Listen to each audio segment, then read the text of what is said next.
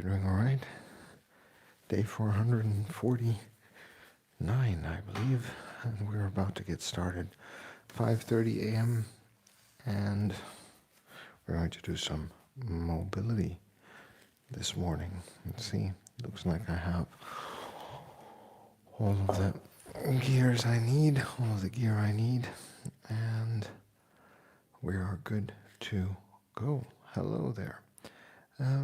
Hey, thanks for dropping by. My name is Toby. I am 41 years old and I train to live an active, self-sufficient, and adventurous life. I do so by minding my sleep, minding what I eat, and showing up to do some strength work, conditioning work, and today we're going to do some mobility work. So I hope you're up for that. Generally, I try to do things that I enjoy, spend time with people I love and care about, and overall just try to live a stress-free life. This is all about the way I feel, not about the way I look. I would like to feel fit, capable, and competent for whatever life is going to throw at me. And I found that being physically fit and capable helps whenever life takes an off turn, and there's something that I need to deal with. So here we are, working on that a little bit every day. And from an overall health and fitness perspective, this is like the bare minimum on one hand, and on the other hand, it's like twice as much as the guidelines say, because I am working out every day. I'm here doing something every day, and I also try to incorporate little activities in my day-to-day lifestyle. We'll talk a bit about that later. But yeah, here we are. What else can I say? Every business journey is very personal, so it doesn't matter what your goals are. The most important things are that we are consistent, that we understand how sleep, nutrition, and movement will impact our goal attainment and what we're after, and that we try to follow, good practice, science, technique, and smart scheduling to actually get to our goals. And those are all kinds of things that we will talk about here on the live stream or in any of my other videos, which I'm still working on a new video that's going to drop this month. So if you're interested in me, my content, you go ahead to my channel, subscribe, and we'll be talking about sleep specifically and some of the benefits of sleep in that video as part of a foundational 3 video series. We talk about nutrition, we talk about sleep, we talk about movement. Remember that we're good just the way we are. We've got to love ourselves before we can move on. And the only way to get anything done is by showing up and doing the work. So I'm going to hit the timer and we are going to get started with some mobility. And in the meantime, maybe you want to tell me what you're up to, how you're doing, how this week has been treating you. It is Tuesday morning after all, and we're off to a good start.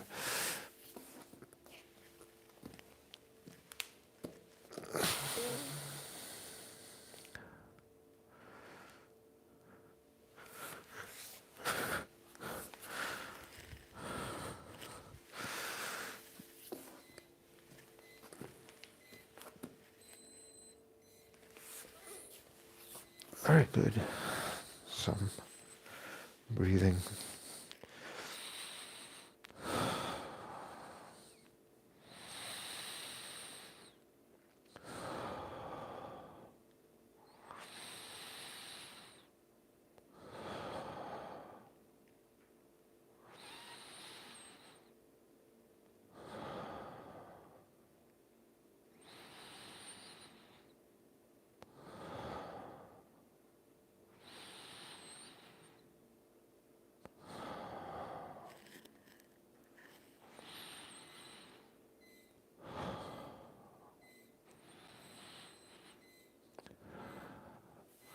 seems like it's one of those mornings where my brain is having a bit of a hard time starting up. I'm not sure if that's okay or not, but I am pretty sure that the conversation is going to start rolling in a moment, or it is just going to be a very quiet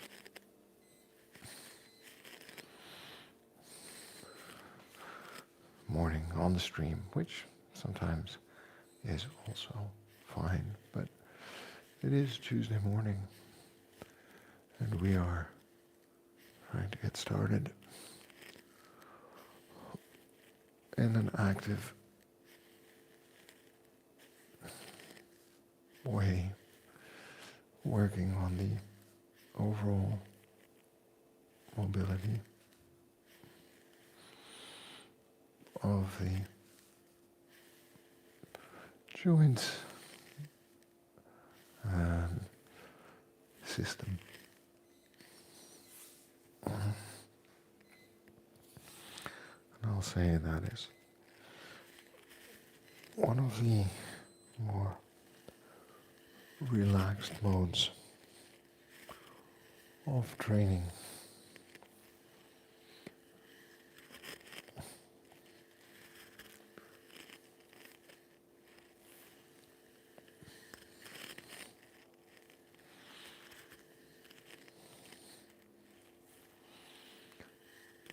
That we can be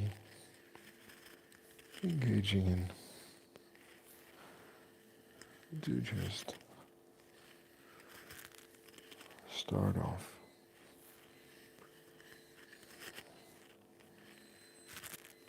the day. Right, and as we're going to be training, we need to talk about how deterioration is inevitable. So, if you want to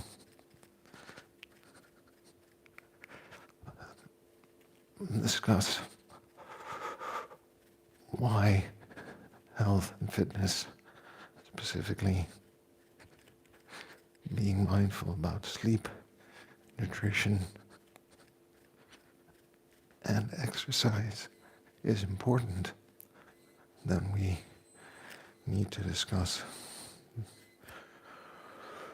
the framing of that conversation first, because there are two ways to look at this, right? I said something about minimum guidelines just now at the start. I think you need to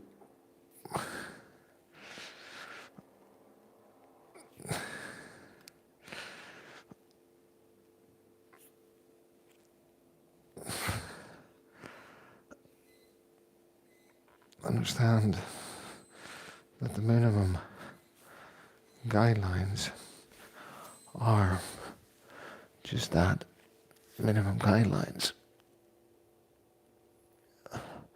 If you are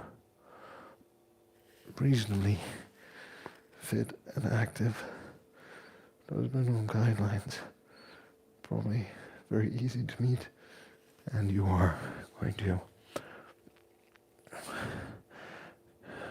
stay reasonably able and fit if you follow them. But sadly, you fall to one of two sides of those guidelines, most likely. You're either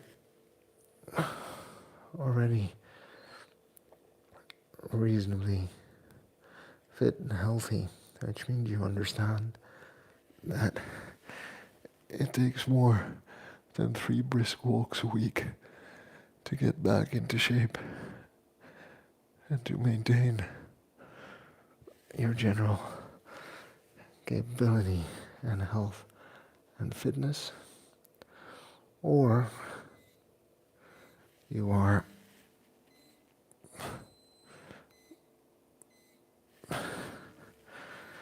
absolutely not fit, and those guidelines are not going to help you get close to a level of health and fitness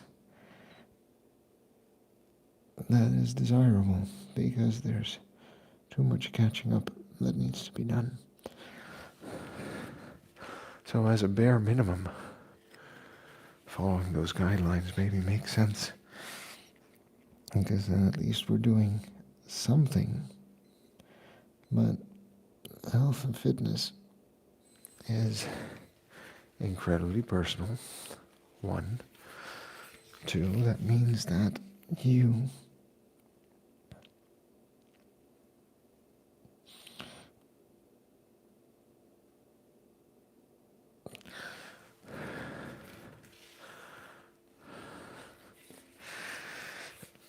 need to look at what your starting point is, what your goals are, and then from there try to define a plan that includes sleeping, eating, and exercising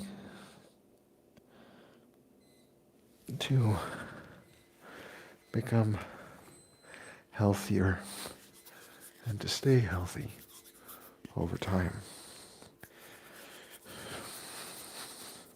So that's why during my live streams, when I start to talk, we're always talking about how I want to live a long, active, and self-sufficient life. That's a goal. The primary short-term goal or daily goal is to show up for 30 minutes in the morning, to be active, to do some work, which is what we're doing right now. And we talk about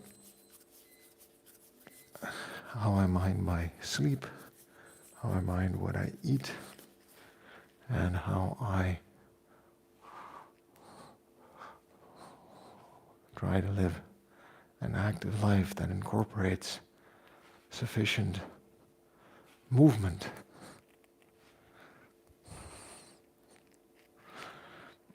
Not only in those 30 minutes in the morning, but actually throughout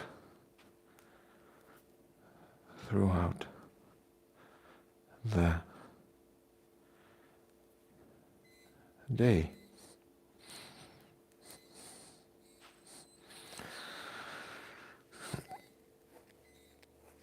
So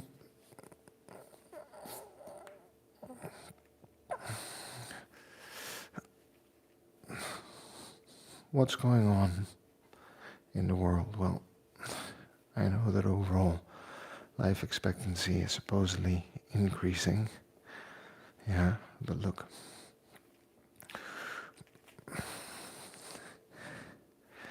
if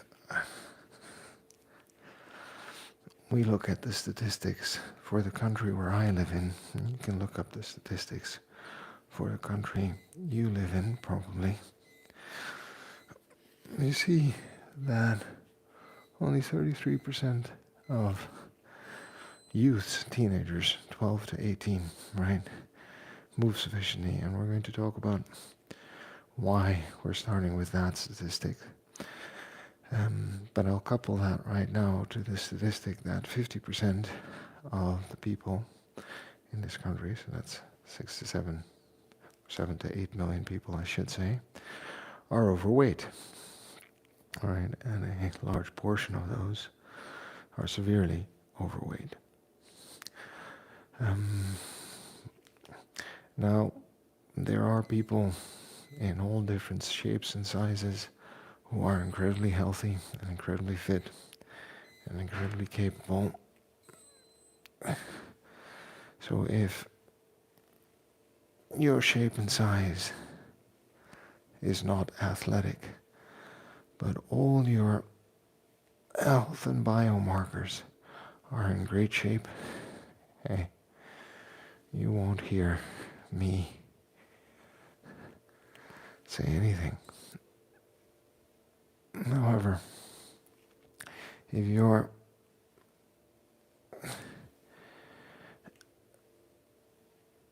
clearly out of shape, you feel out of shape, and you are developing symptoms, for example, being pre-diabetic,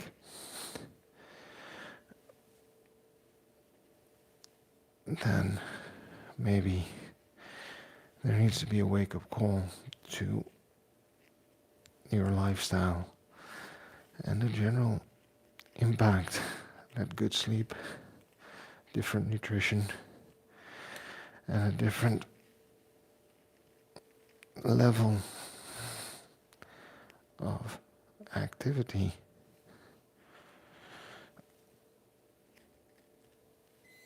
can have. Okay, so just food for thought. But anyway, 33% of the teenagers doesn't move enough, and I think only 72% do sports more than once a week. That is down from 81% 20 years ago. That is a huge gap in the development of the habits related to an active lifestyle. Because over the course of your life, a lot of things that you learn and do in your younger years are things that you are likely going to keep doing. So you can look at yourself today, the habits and things you have, do regularly, and look back throughout your life, and you'll probably see the seeds of a lot of those behaviors and the seeds of a lot of ability already present at a young age. But there's more to this story, right? Because if we're talking about staying fit and healthy over time, and we are looking at the end of life, there's a certain baseline that we want to have when we reach the phase of life where deterioration is inevitable. And I think it's easy to forget when we're young. This didn't get talked about that much, and I doubt it gets talked about a lot. I doubt it gets talked about a lot or discussed a lot at coffee parties and at student parties, is the fact that there comes a point in your life where you do not recover as well from a night of drinking, where you do not recover as well from a 10K run, where you do not recover as well from exerting yourself, where you have to work harder to gain strength, to gain muscle, to gain endurance and flexibility. Now, hey there, good morning. Thanks for dropping by and saying hi. Christina said hi. Hi back, Christina. I hope you're doing well where you are in the world, and I hope life is treating you all right this Tuesday morning. And YouTube Punk, I appreciate you dropping by, bringing the good humor, and I hope you're doing well in Texas and that life is treating you all right. Right, so we're talking about the inevitable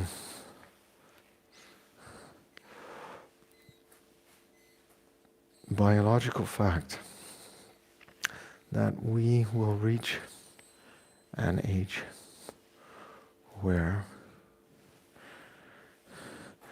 it is more likely that we grow weaker, brittle, slower over time than that we get stronger and better. And as difficult as it is to admit that, I'm in that phase of my life. So, what does that mean? Well, that means that, thankfully, I had a lot of extracurriculars and sports in my youth. I was in the gym from the age of 16 every other day, almost every day. Before, there were all kinds of sports: tennis, judo, street dancing, music classes, cycled everywhere, skateboarding, rollerblading, athletics. I don't know, tried a lot of different things. I was actively involved in a lot of different things. And that means I've always gone back to sports. Yeah. I've always gone back to sports throughout my entire life because I've always seen it as a part of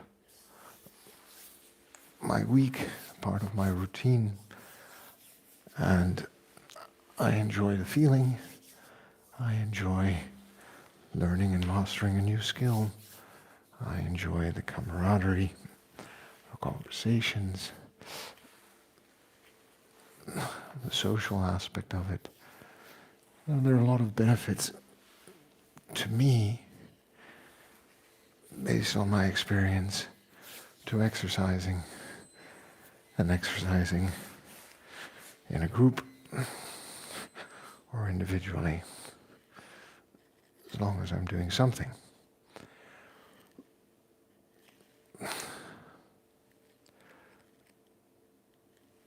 Let's get back to that baseline, right? Because that is a baseline of habits, and you can develop habits later on in life. What you cannot develop later on in life is those neural pathways and that ability. So, for example, because we now have a generation that has not moved sufficiently throughout childhood and adolescence, they have not developed good motor skills and good stability. Things like balance or catching a ball are hard. That means that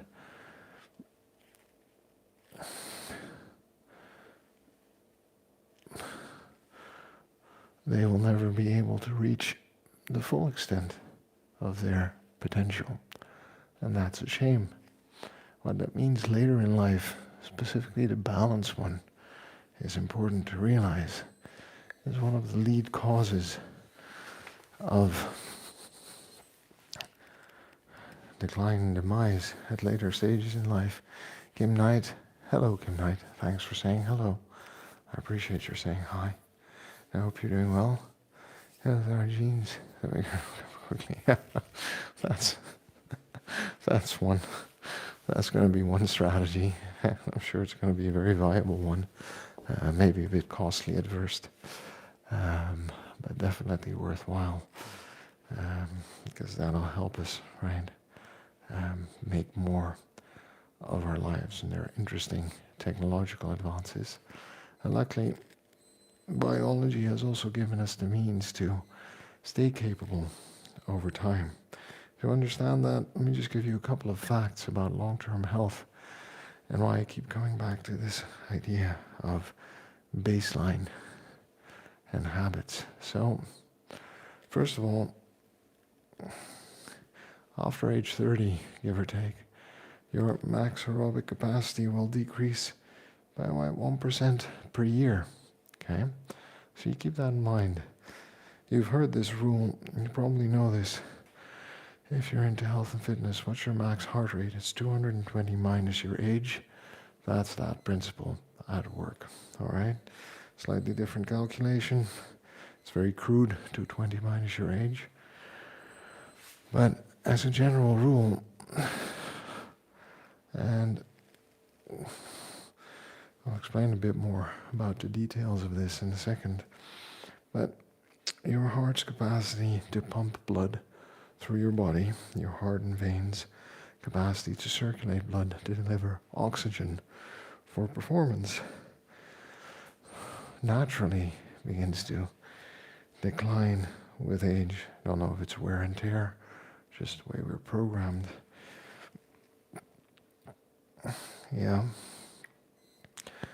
So you see people in their 50s and 60s with stiffer arteries, stiffer hearts, muscle, right? So it is not as able to pump around blood. You put them on a training program, a cardio training program, combination of endurance and HIIT, or just HIIT a couple of times a week, just endurance a couple of times a week, and you see that their heart and vascular system begin to recover. In other words, they become more capable. So we can reverse that decline to a certain extent. Yeah. We can mitigate it.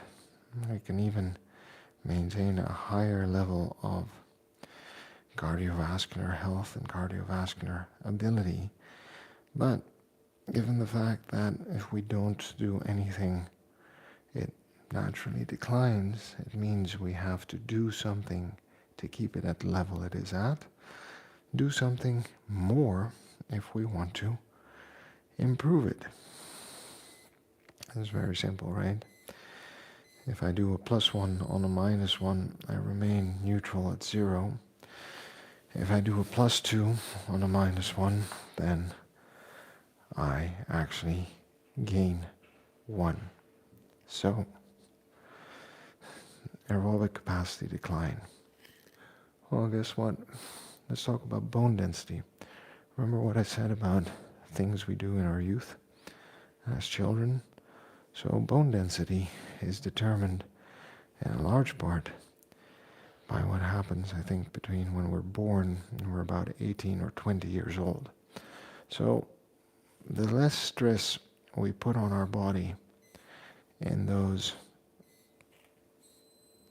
early years and throughout our teens, the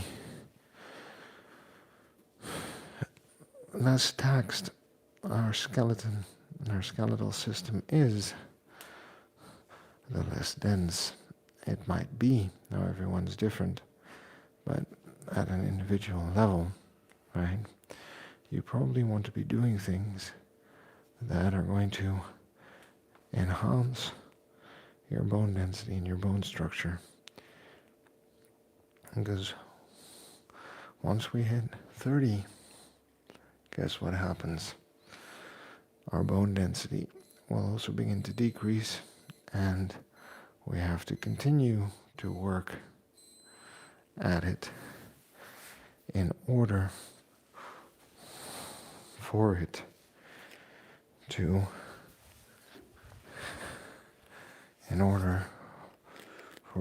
remain stable, for our bones to stay strong. We have to eat in a certain way, and we need to be doing resistance training and exercise to stress that structure and to keep reminding it to stay strong and healthy for whatever life is going to throw at us. All right? And then muscle and strength, somewhere between 30 and 50, probably the decline starts. Definitely after 50, you lose muscle mass and you start to lose strength, and we know strength is an indicator for all-cause mortality. Grip strength is a good one to just keep an eye on. to make sure that it stays strong, because it shows it's related to how much muscle mass we have, how much force and power we're able to exert.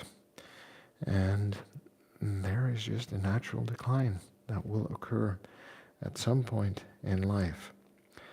So that's the framing. Back to that idea of a baseline. Deterioration is inevitable, but from what point do we start to deteriorate? In other words, if I have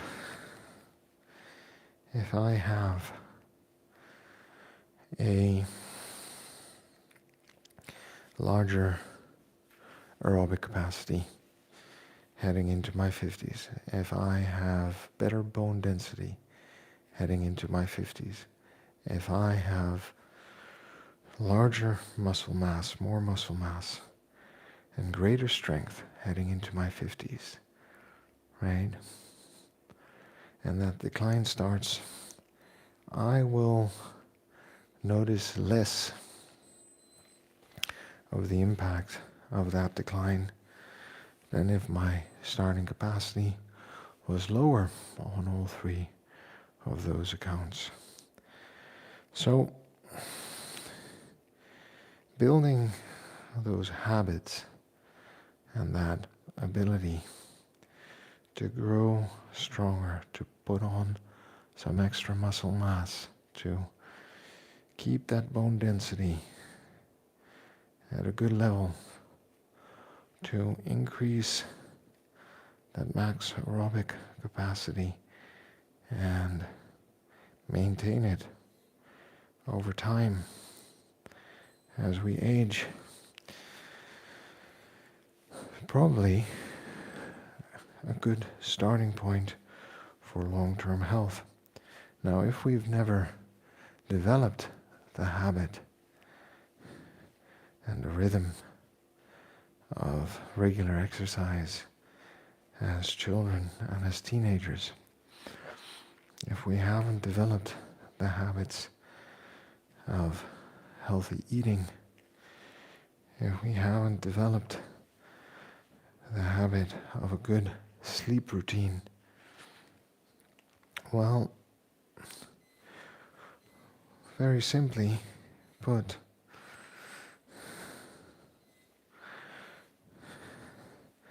we are going to suffer more, and we're going to have to work a bit harder and smarter later on in life to develop those habits, to find the things that we enjoy, to understand the dynamics, so that we can actually live longer, fitter, healthier, fun, more fulfilling lives. Because what we've forgotten slightly is that as we age, we might be getting older. Life expectancy might be increasing. Remember where I started? Everywhere. But we have gotten more unhealthy years together with the more healthy years. So those final years of our life are going to be spent in some serious discomfort. That's one way to look at it. And Benjamin Hollingworth, I think I've seen you before on the channel. Thanks for dropping by. And I appreciate you dropping by and saying hello. And I hope you're doing well wherever you are in the world and that life is treating you well. All right. So, what are some of the things that we can do today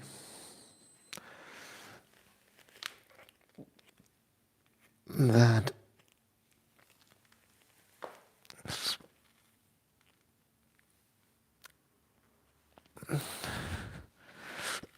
if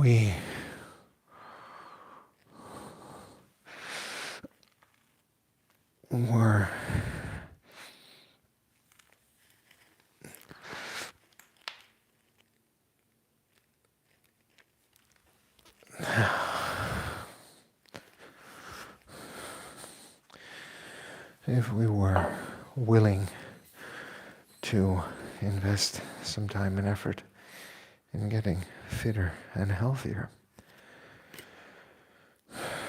then what would we be able to do that, right? I think that's the big question. I've talked about this before, and I always keep coming back to it. The main reason people fail to create consistent habits that are better for their general health and fitness is because they try to do too much. We're going to be doing some general core exercises to finish this off. They try to do too much in one go, so they suddenly go all in on sports and they get injured. They go all in on a diet. They barely eat. They get hungry. It works for a week and then they can't keep it up, so they stop and nothing changes. They get all excited about sleep and sleeping better. And what happens? They try to set their bedtime, but they have one party that week that they really can't skip. And then they realize that it's all possible to take control of their sleeping rhythm given the social demands of their life. So they give up on it entirely rather than trying to do it for 3, 4, 5 days a week and accepting that 1 or 2 days a week they have some leeway. Maybe it's not ideal, but it's better than not minding it at all.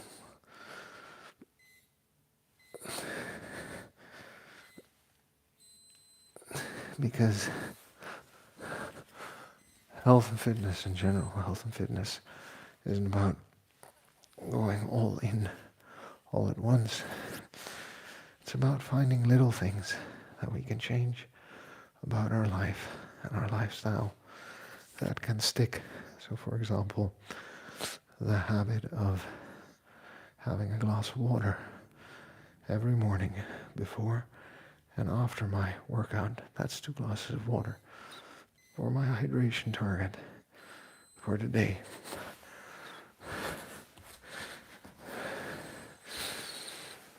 My goal of moving for at least 10 minutes throughout the day. So for example,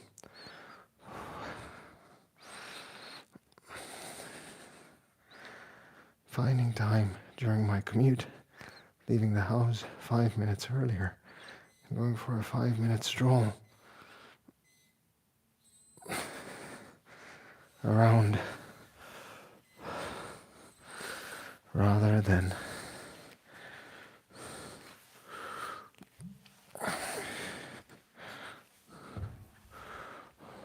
walking straight to the train station. That is an option.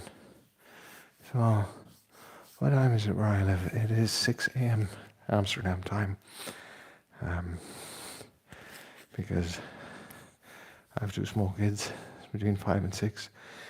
I have a 99.9% confidence interval that everyone is going to be sleeping after 6:30 a.m. All bets are off, I can tell you.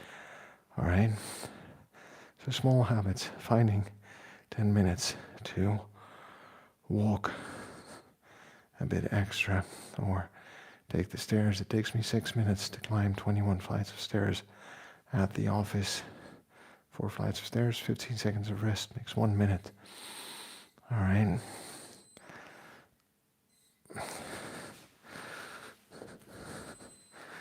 And the fun part of that is that most people get out of breath after 2 to 6 flights of stairs.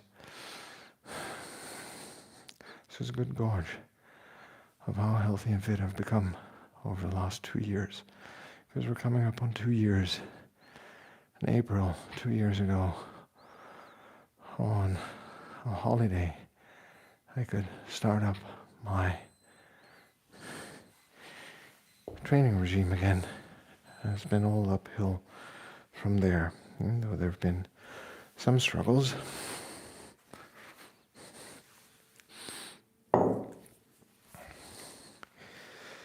So yeah,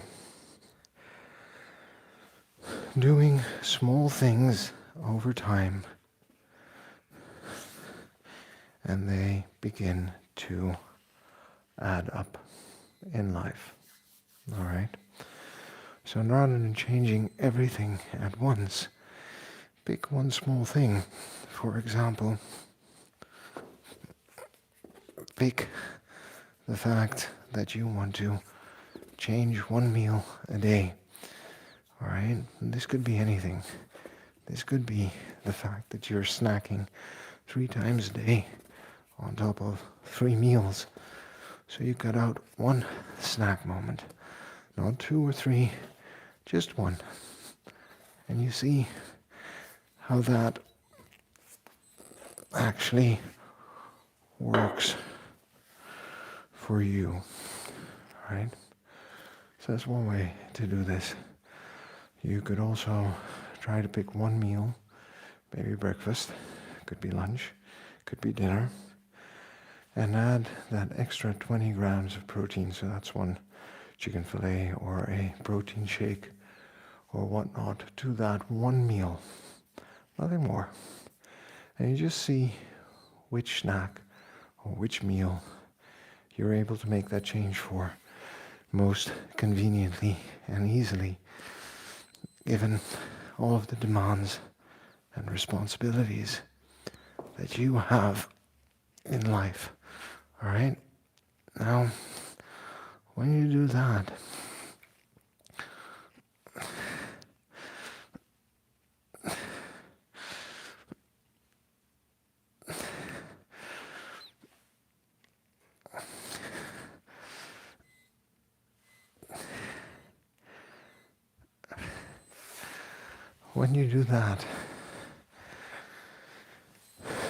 for all the little things, and once a habit starts to stick, maybe 1 to 2 months in, you can try something else. Right? So you start with the snack or the protein, and then you add that walk in the morning or in the evening on your way home. Maybe that's easier to plan, because on your way to the office, you have to be at the office. But on your way back home, maybe you can go around the block or on the way to the daycare to pick up your kids. You make a slightly larger walk around, or you pick them up and you go for a walk before heading home for dinner, something like that. Where does that little change fit in? For some people, maybe it's during lunch. At work, you take 20 minutes for lunch, you take a 10-minute walk. You can even walk in place for 10 minutes. For all you know, for all anyone knows, it's the same thing, honestly. Yeah, it really is. But small changes, and then over time, you make 3 or 4 or 5 small changes in 6 months and they all stick. Now you've got one less snack, which is less calories throughout the day probably. You've got one meal with some more protein, which is going to help us get stronger, build some muscle. We've got 5 to 10 minutes of extra movement every day. Who knows, we might even be ready to tackle that 15 minutes, 30 minutes shutdown time before bed. And we might be able to start setting that regular bedtime, and so on and so forth. And then over time, when those small habits start to stick, you also notice that you might want to start doing more, because the funny thing is, when we start to sleep better, we start to move a bit more, and we start to eat better, we get more energy. We want to do more. And it's a marathon, not a sprint. Right? And a marathon, one of the key factors of finishing a marathon is managing your pacing.